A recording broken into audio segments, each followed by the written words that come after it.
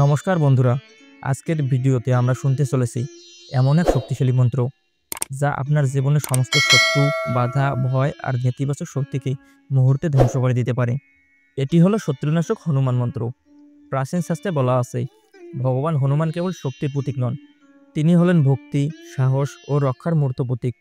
জীবনে যখন চারপাশে অন্ধকার, যখন শত্রুরা গোপনে ক্ষতি করার চেষ্টা করে, তখন এই মন্ত্রটি শুনলেই হনুমান দেব নিজেই রক্ষা কবচ হয়ে দাঁড়ান আপনার পাশে। যিনি এই মন্ত্রটি ২১ বার মনোযোগ দিয়ে শ্রবণ করেন, তার জীবনে শত্রুরা দূরে সরে যাবে, ভয় ও অশুভ শক্তি ধ্বংস হবে, আর জীবনে আসবে বিজয়, সাহস ও শান্তি। তাই এখন মন শান্ত করে, চোখ বন্ধ করে, বিশ্বাস আর শ্রদ্ধা নিয়ে এই মন্ত্রটি শ্রবণ অন্তত ২১ বার শ্রবণ করুন, আর দেখুন কিভাবে জীবনের সমস্ত শত্রুর শক্তি দুর্বল হয়ে পড়ে। হনুমানজির কৃপায় আপনার জীবন হোক নির্ভয়, শক্তিশালী ও সফল।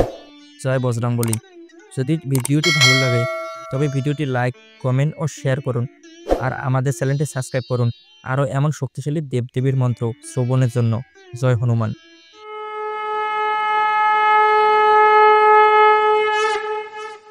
मनोजवं मारुततुल्यवेगं जितेन्द्रियं बुद्धिमतां वरिष्ठं वातात्मजं वानरायुधमुख्यं श्रीरामदूतं शिरसा नमामि।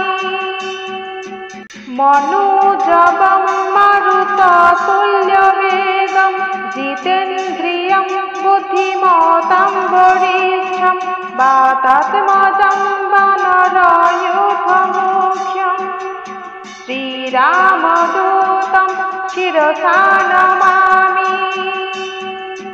मनोजवं मारुततुल्यवेगं जितेन्द्रियं बुद्धिमतां वरिष्ठं वातात्मजं वानरायुधमुख्यं श्रीरामदूतं शिरसा नमामि।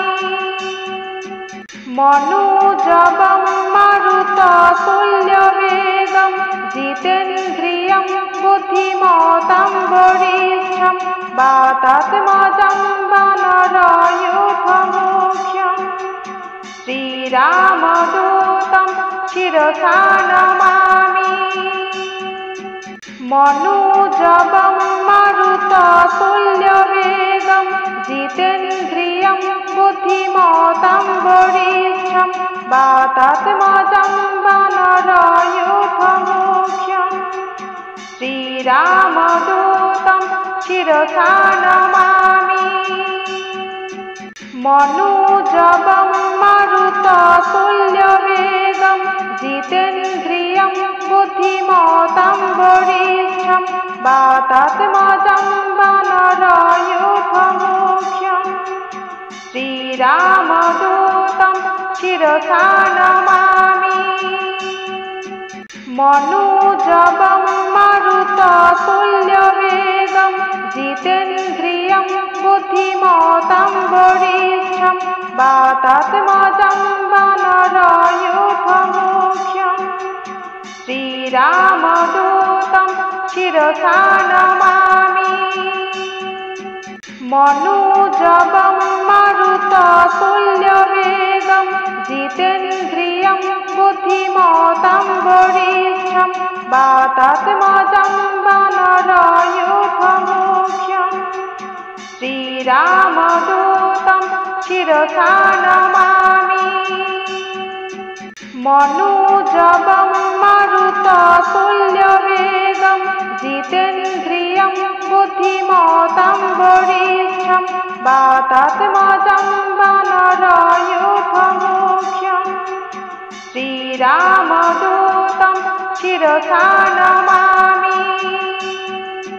मनोजवं मारुततुल्यवेगं जितेन्द्रियं बुद्धिमतां वरिष्ठं वातात्मजं वानरायुधमुख्यं श्रीरामदूतं शिरसा नमामि। मनोजवं मारुततुल्यवेगं जितेन्द्रियं बुद्धिमतां वरिष्ठं वातात्मजं वानरायुधमुख्यं श्रीरामदूतं शिरसा नमामि मनोजवं मारुततुल्यवेगं जितेन्द्रियं बुद्धिमतां वरिष्ठं वातात्मजं वानरयूथमुख्यं श्रीरामदूतं शिरसा नमामि मनोजवं मारुततुल्यवेगं जितेन्द्रियं बुद्धिमतां वरिष्ठं वातात्मजं वानरयूथमुख्यं श्रीरामदूतं शिरसा नमामि मनोजवं मारुततुल्यवेगं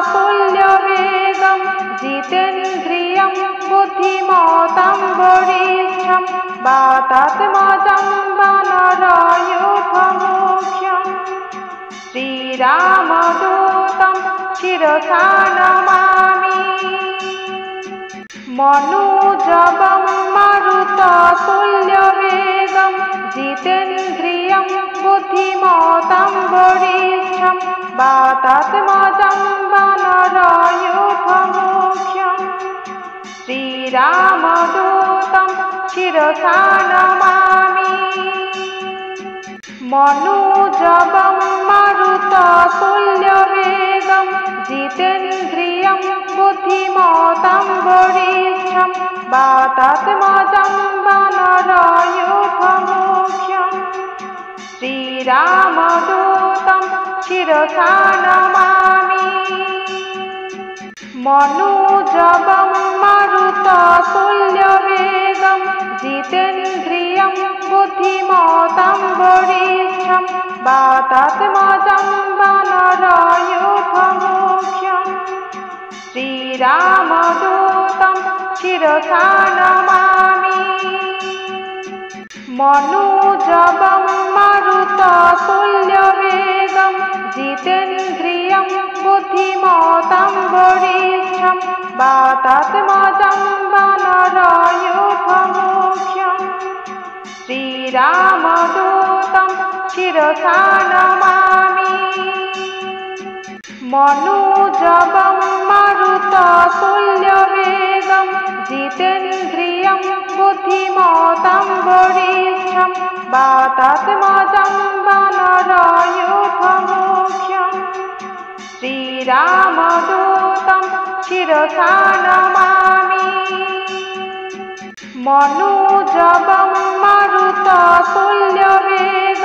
जितेन्द्रियं बुद्धिमतां वरिष्ठं वातात्मजं वानरयूथमुख्यं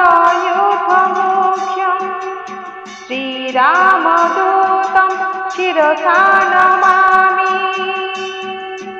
मनोजवं मारुततुल्यवेगं जितेन्द्रियं बुद्धिमतां वरिष्ठं वातात्मजं वानरयूथमुख्यं श्रीरामदूतं शिरसा नमामि मनोजवं मारुततुल्यवेगं जितेन्द्रियं बुद्धिमतां वरिष्ठं वातात्मजं वानरयूथमुख्यं श्रीरामदूतं शिरसा नमामि मनोजवं मारुततुल्यवेगं जितेन्द्रियं बुद्धिमतां वरिष्ठं वातात्मजं वानरयूथमुख्यं श्रीरामदूतं शिरसा नमामि मनोजवं मारुततुल्यवेगं जितेन्द्रियं बुद्धिमतां वरिष्ठं वातात्मजं वानरयूथमुख्यं श्रीरामदूतं शिरसा नमामि मनोजवं मारुततुल्यवेगं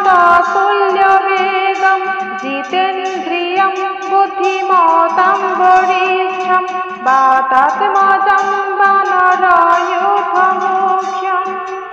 श्रीरामदूतं शिरसा नमामि मनोजवं मारुततुल्यवेगं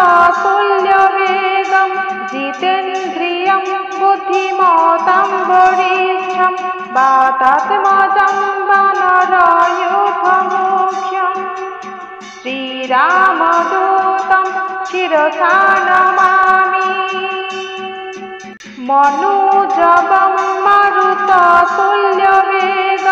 जितेन्द्रियं बुद्धिमतां वरिष्ठं वातात्मजं वानरयूथमुख्यं श्रीरामदूतं शिरसा नमामि मनोजवं मारुततुल्यवेगं जितेन्द्रियं बुद्धिमतां वरिष्ठं वातात्मजं वानरयूथमुख्यं श्रीरामदूतं शिरसा नमामि मनोजवं मारुततुल्यवेगं जितेन्द्रियं बुद्धिमतां वरिष्ठं वातात्मजं वानरयूथमुख्यं श्रीरामदूतं शिरसा नमामि मनोजवं मारुततुल्यवेगं जितेन्द्रियं बुद्धिमतां वरिष्ठं वातात्मजं वानरयूथमुख्यं श्रीरामदूतं शिरसा नमामि मनोजवं मारुततुल्यवेगं जितेन्द्रियं बुद्धिमतां वरिष्ठं वातात्मजं वानरयूथमुख्यं श्रीरामदूतं शिरसा नमामि मनोजवं मारुततुल्यवेगं जितेन्द्रियं बुद्धिमतां वरिष्ठं वातात्मजं वानरयूथमुख्यं श्रीरामदूतं शिरसा नमामि मनोजवं मारुततुल्यवेगं जितेन्द्रियं बुद्धिमतां वरिष्ठं वातात्मजं वानरयूथमुख्यं श्रीरामदूतं शिरसा नमामि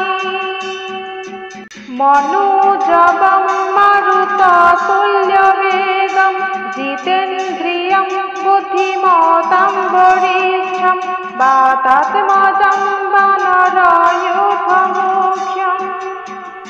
श्रीरामदूतं शिरसा नमामि मनोजवं मारुततुल्यवेगं जितेन्द्रियं बुद्धिमतां वरिष्ठं वातात्मजं वानरयूथमुख्यं श्रीरामदूतं शिरसा नमामि